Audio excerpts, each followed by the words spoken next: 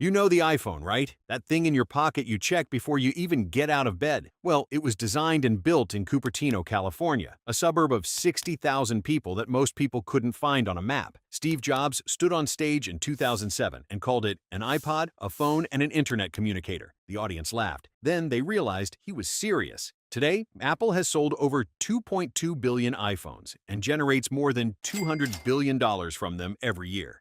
And that's just number one. By the end of this video, you'll realize California didn't just change tech. It changed how you eat, how you dress, how you search the internet, and even what you eat after Chinese food. We're talking 13 inventions you use or see every single day. Let's start with the ones in your pocket right now. The computer mouse. You've clicked one today, probably thousands of times. But here's what most people don't know. It was invented in 1964 at the Stanford Research Institute in Menlo Park, California, by a scientist named Douglas Engelbart. The original prototype was a wooden block with two metal wheels underneath. Its official name was the XY position indicator for a display system. Not exactly a catchy name, but in 1968, Engelbart demonstrated it publicly in what tech historians now call the mother of all demos. In a single 90-minute presentation, he showed the mouse, video calling, hyperlinks, and collaborative document editing, 50 years before any of it became normal. Every time you move a cursor, you're using something a guy in Menlo Park built out of wood. Not bad for a wooden box. But the mouse is just the beginning. Think about the last time your laptop connected to Wi-Fi. That happened because of California, too. The IEEE 802.11 wireless standard was developed through a global effort, but it was Apple, in Cupertino, that made Wi-Fi something regular people actually used. In 1999, Apple shipped the iBook with a built-in Wi-Fi card and an optional $99 airport base station. Every other laptop maker followed immediately. Before that, wireless internet existed mostly in labs. After that, it was everywhere. Today, there are over 20 billion Wi-Fi connected devices in use globally, all because Apple decided a laptop shouldn't need a cable. Now let's talk about the brands, the ones you see every single day. Apple, not just the iPhone, the whole company. It was founded on April 1st, 1976. Mike's in a garage at 2066 Chris Drive in Los Altos, California. Steve Jobs, Steve Wozniak, and a third co-founder named Ronald Wayne started it to sell Wozniak's hand-built computer. Wayne was nervous about the financial risk, so he sold his 10% stake 2 weeks later for $800. Today, Apple is worth over $3 trillion. Wayne's share would be worth roughly $300 billion. Not bad for the other two guys. And they weren't the only trillion-dollar brand born in a California garage. Google. You've Googled something today. You've probably Googled something in the last hour. But it started as a Stanford PhD project in 1996. Larry Page and Sergey Brin were trying to figure out how to rank websites by relevance. Their algorithm, which they called PageRank, worked by counting how many other websites linked to a page. They called the project Backrub at first, which was a terrible name. In 1998, they renamed it Google, a deliberate misspelling of Google, the mathematical term for the number 1 followed by 100 zeros. They set up their first real office in a garage in Menlo Park rented from a woman named Susan Wojcicki for $1,700 a month. Wojcicki later became the CEO of YouTube. Today, Google processes over 8.5 billion searches every single day and is worth over $2 trillion, a $2 trillion company that started with a typo. Walt Disney moved to Los Angeles from Kansas City in 1923 with $40 in his pocket. His first animation company had just gone bankrupt. He set up the Disney Brothers studio at 4651 Kingswell Avenue in Los Feliz and started over. His original character wasn't Mickey Mouse, it was Oswald the Lucky Rabbit. But his distributor stole the rights to Oswald, leaving Disney with nothing. So he created a new character on the train ride home. He called him Mortimer Mouse. His wife convinced him to rename it Mickey. Today, Disney owns Mickey Mouse, Star Wars, Marvel, Pixar, and ESPN, and sits on an empire worth over $200 billion, all because someone stole a rabbit. And one more brand you've definitely worn: Levi's jeans. The world's most recognizable pair of pants was patented on May 20, 1873 in San Francisco. A tailor named Jacob Davis kept getting requests from California miners for pants that wouldn't fall apart at the pockets. He started putting copper rivets at the stress points, the corners of pockets, the base of the fly, and it worked. But Davis couldn't afford the $68 patent fee on his own. So he wrote to a dry goods merchant he bought fabric from, a man named Levi Strauss. They filed the patent together. Strauss handled the money, Davis handled the production. 150 years later, Levi's is still one of the most recognized clothing brands on earth, generating over $6 billion a year. Started by a tailor who just wanted minors to stop ripping their pants, now the accidental ones. And this is where it gets fun. The Frisbee. Every beach, every park, every college quad. You've thrown one, but it wasn't invented. It evolved.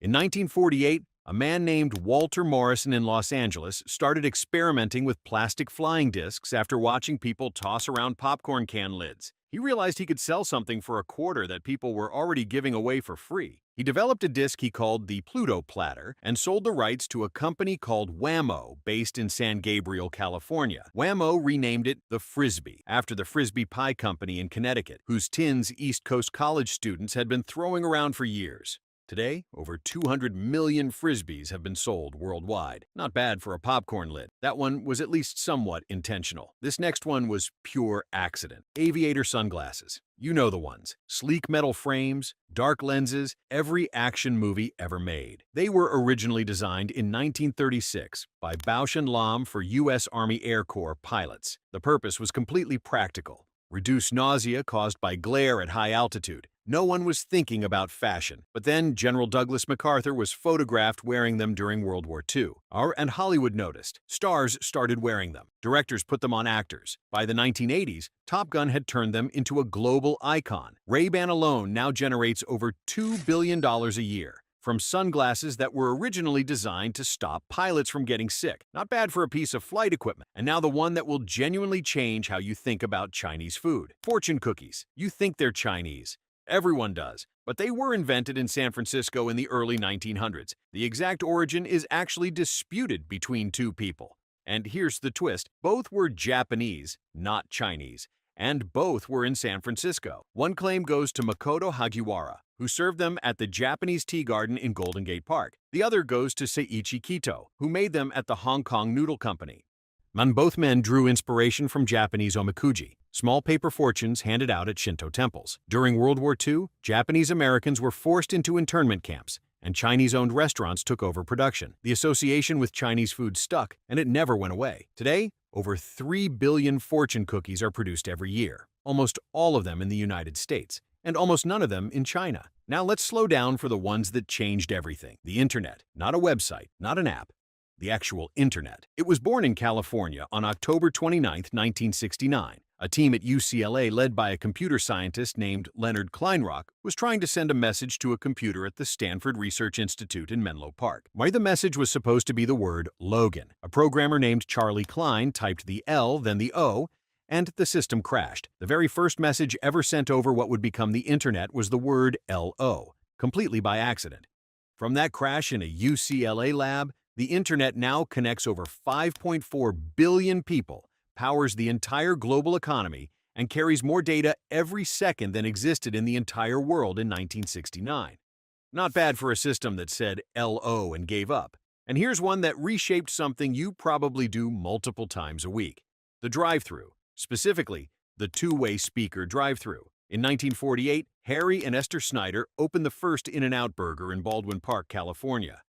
They were the first restaurant in history to install a two-way speaker system so customers could order from their car without a car hop walking out to them. Harry stood inside and took orders directly through the intercom. McDonald's, Burger King, Wendy's, every fast food chain in the world copied the model. Today, drive-thru orders account for roughly 70% of all fast food revenue in the United States, a $100 billion industry. Started at a burger stand in Baldwin Park that most people have never heard of. And finally, the one that'll make you look at a half-pipe differently. Skateboarding. $2.4 billion global industry. Olympic sport since 2020. Cultural force behind streetwear, music, and youth culture for 70 years. It started in the late 1940s in Santa Monica and Malibu, California. Bars when surfers got bored on flat wave days. They nailed roller skate wheels onto wooden planks and called it sidewalk surfing. The first commercial skateboards were sold by Roller Derby in 1959. The X Games, Tony Hawk, skate parks in every suburb, a billion-dollar shoe industry, all of it traces back to California surfers who had nothing to do on a Tuesday afternoon. So here's the full picture. We started with the iPhone, a device sitting in 2.2 billion pockets worldwide, built in a suburb most people can't find on a map. From there, the computer mouse born in a Menlo Park lab, Wi-Fi brought to the masses in Cupertino, Apple and Google from garages. Disney built from a stolen rabbit. Levi's jeans riveted together for gold rush miners. Fortune cookies that aren't Chinese. An internet whose first message was a typo. A drive-thru speaker system that became a $100 billion industry. And a sport that started because surfers were bored. This is California. Next time your Wi-Fi connects, or you click a mouse, or you crack open a fortune cookie, you're holding it in your hands. Not bad for a state people used to call the edge of the world. Which invention shocked you the most? Drop it in the comments. And if you genuinely thought fortune cookies were Chinese before this video, you owe me a subscribe.